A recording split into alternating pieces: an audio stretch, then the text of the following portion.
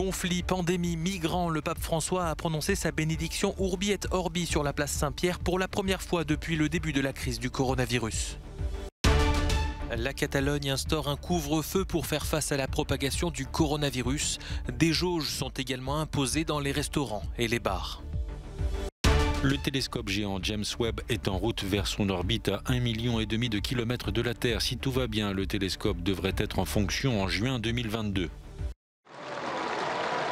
En ce jour de Noël, des centaines de fidèles étaient rassemblés sur la place Saint-Pierre au Vatican pour écouter la bénédiction Urbi et Orbi du pape François. Dans son message, le souverain pontife a évoqué la pandémie de Covid-19 et a plaidé pour une répartition juste des vaccins. Dieu avec nous accorde la santé aux infirmes et inspire tous les hommes et femmes de bonne volonté à rechercher les meilleurs moyens possibles de surmonter la crise sanitaire actuelle et ses effets. Ouvre les cœurs pour que les soins médicaux nécessaires et les vaccins en particulier soient fournis aux peuples qui en ont le plus besoin. Rends l'appareil à ceux qui se dévouent généreusement pour prendre soin des membres de leur famille, des malades et des personnes les plus vulnérables de notre entourage. Le pape François a également appelé au dialogue face à la tentation du repli sur soi en insistant sur les conflits oubliés, notamment en Syrie et au Yémen. En ce jour de fête, supplions-le de susciter dans le cœur de chacun un désir de réconciliation et de fraternité. Tournons-nous maintenant vers lui dans la prière. Enfant Jésus, accorde la paix et la concorde au Moyen-Orient et au monde entier. Au cours de cette bénédiction Urbi et Orbi, la première à se dérouler sur la place Saint-Pierre depuis le début de la pandémie, l'évêque de Rome a également déploré l'indifférence face au drame des migrants.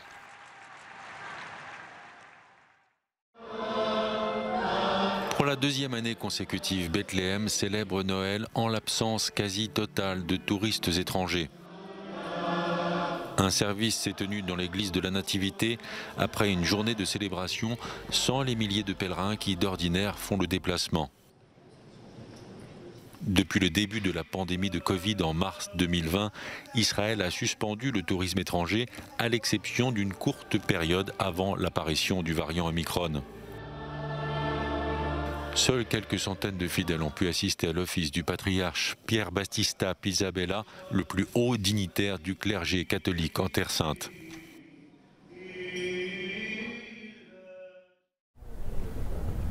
Il aura fallu 85 jours au volcan Cumbre Vieja pour se rendormir.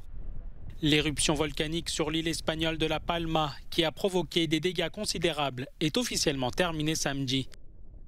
Selon les experts scientifiques, il fallait 10 jours consécutifs sans signe marquant d'activité volcanique pour pouvoir affirmer que le volcan s'était bien endormi.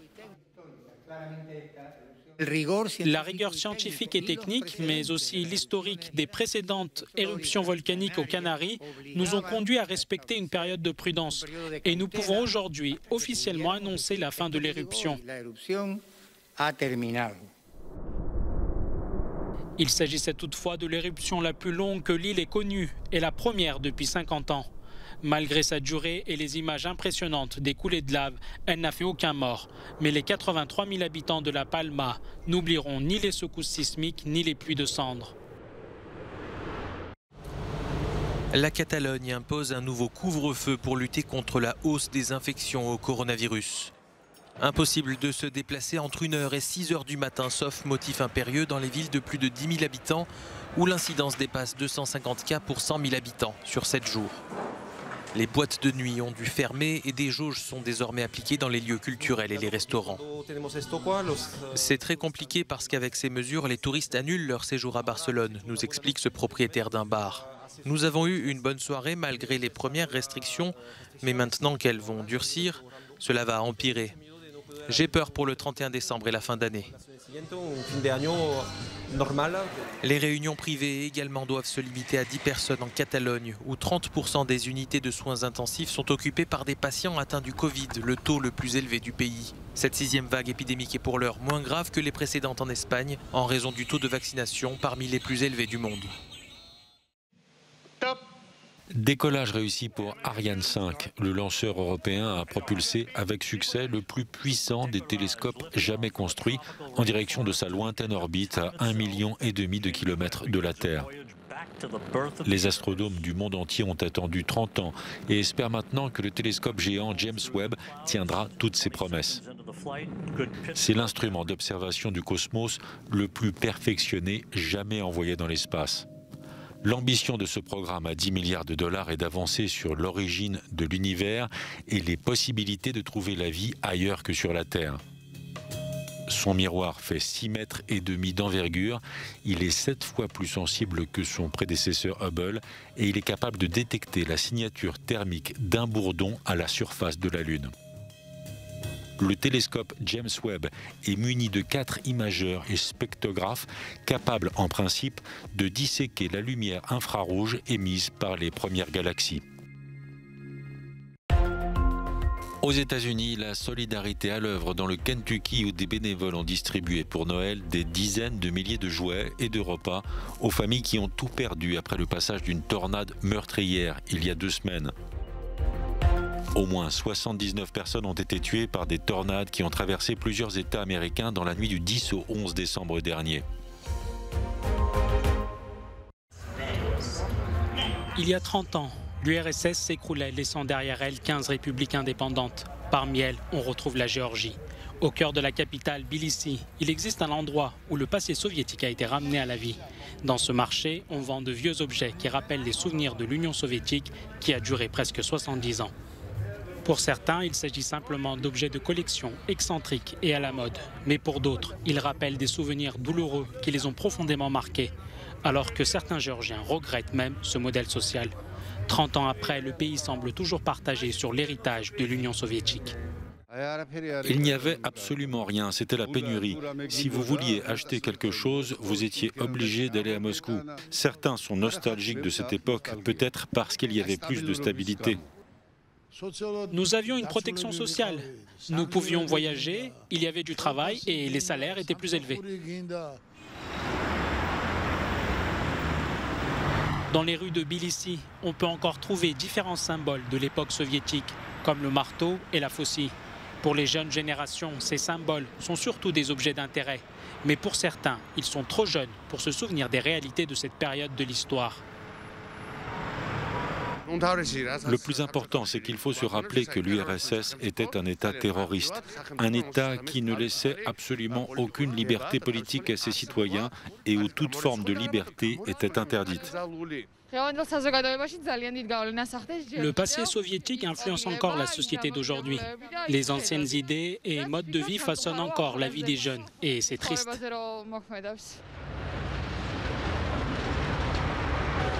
En 1991, la dislocation de l'URSS a prouvé que le lien entre les 15 États de l'Union soviétique n'était pas aussi incassable. Mais 30 ans plus tard, Moscou tente toujours de renforcer son contrôle dans ses anciennes colonies et décrit ces États comme faisant partie de sa sphère d'influence.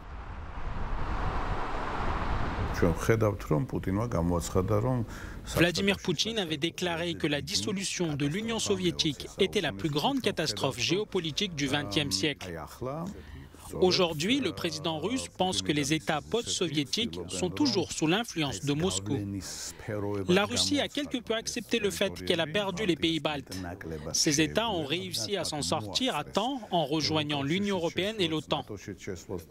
Par contre, en ce qui concerne la Géorgie et l'Ukraine, vous pouvez voir tous les problèmes qu'il y a aujourd'hui.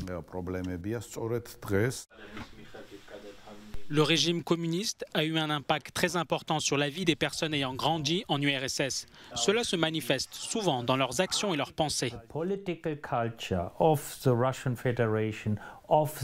La culture politique issue de la Fédération de Russie est toujours présente dans les États post-soviétiques qui ont émergé avec la fin de l'URSS.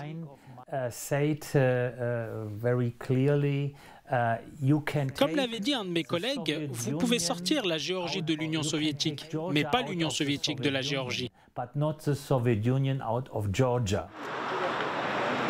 Malgré ces luttes, la génération qui regarde vers l'Ouest avec espoir a très clairement exprimé sa volonté lors du référendum sur l'indépendance. La Géorgie a confirmé qu'elle ne renoncerait jamais à son statut d'État souverain et à ses libertés.